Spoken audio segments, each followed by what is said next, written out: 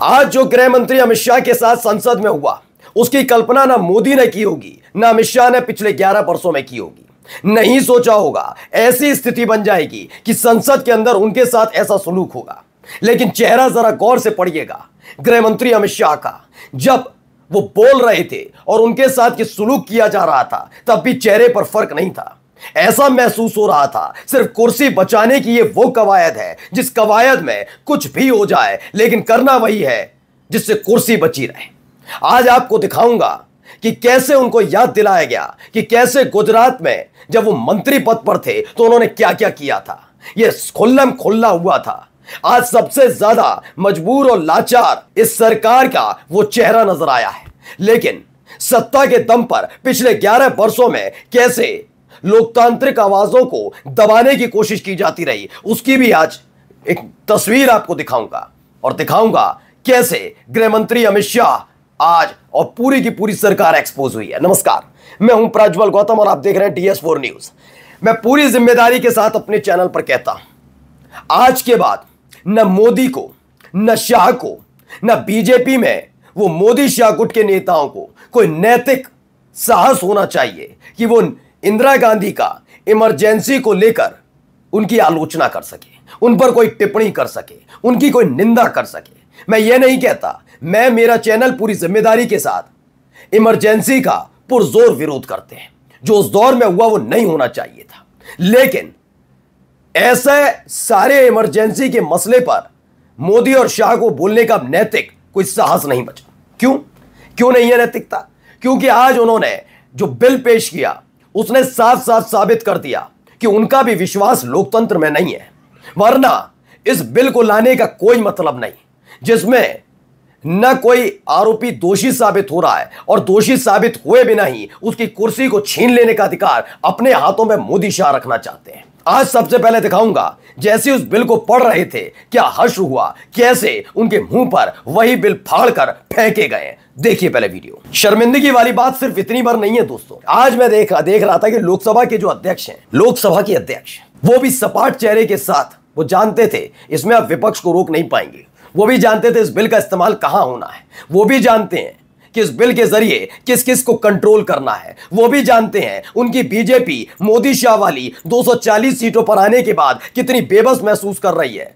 कल तक जिन विपक्षी सांसदों की बातों को सुनने से भी गुरेज करते थे, जिन अपने साथी सांसदों की बातों को हवा में उड़ा दिया करते थे, वो साथी सांसद आज जब आंखें दिखा रहे हैं तो उन आंखों को नीचे झुकाने के लिए इस बिल का लाना जरूरी था। आज इस बिल की एक खासियत दिखाऊंगा। पहले देखिए, इसके खिलाफ जब खड़े हुए केसी वेणुगोपाल तो उन्होंने क्या किया। तो केसी वेणुगोपाल ने आज जो कहा वो बहुत पहले कहना चाहिए और वो तथ्यात्मक बात है।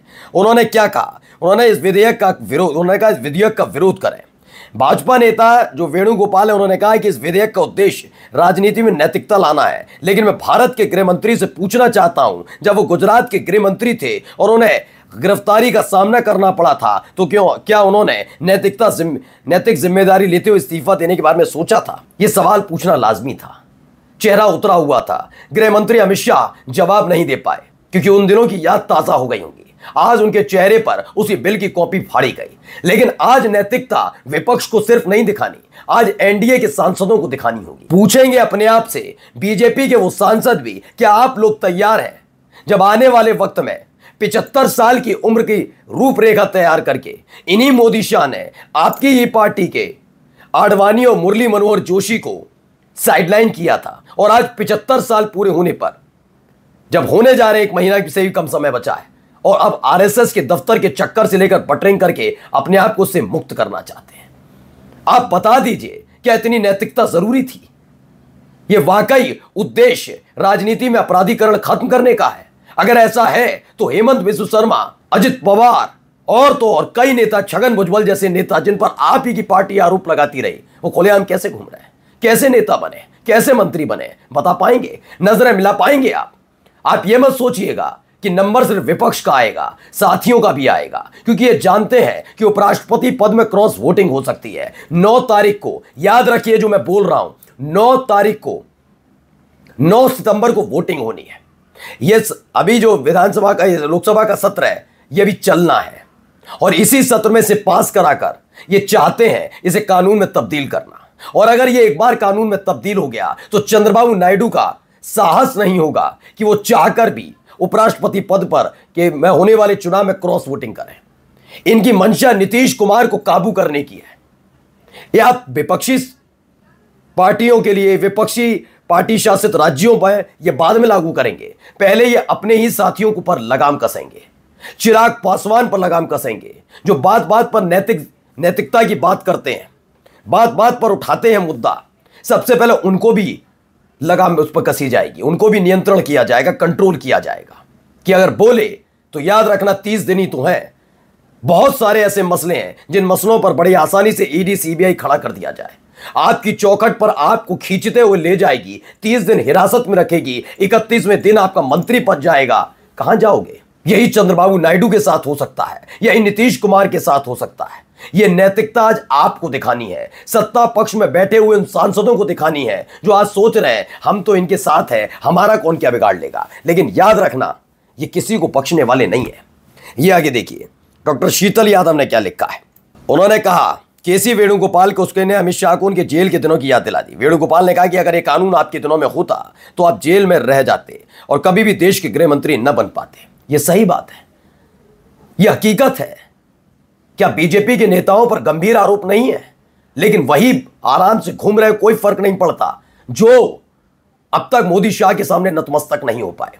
मैं हैरान में हूं, बहुत हैरान हूं कि आखिरकार यह स्थिति कैसे बन सकती है, कैसे बन सकती है कि लोकसभा के जो अध्यक्ष है वो सपाट चेहरे के साथ सब कुछ देखते रहे। पीड़ित आने वाली याद रखेगी। तुम्हें याद रखना, जब लोकतंत्र में, जब वोटर लिस्ट में धांधली का मसला, जब सीईसी यानी कि चुनाव आयुक्त की नियुक्ति का मसला, जब एक बीजेपी के प्रवक्ता का बॉम्बे हाईकोर्ट का जज बन जाना, एक बीजेपी के नेता का रिटर्निंग ऑफिसर बनकर चंडीगढ़ के मेयर चुनाव में धांधली करना, सब खुल रहा था। ऐसे दौर में सत्ता में बने रहने के लिए एक संशोधन लाया गया था, एक कानून लाया गया था।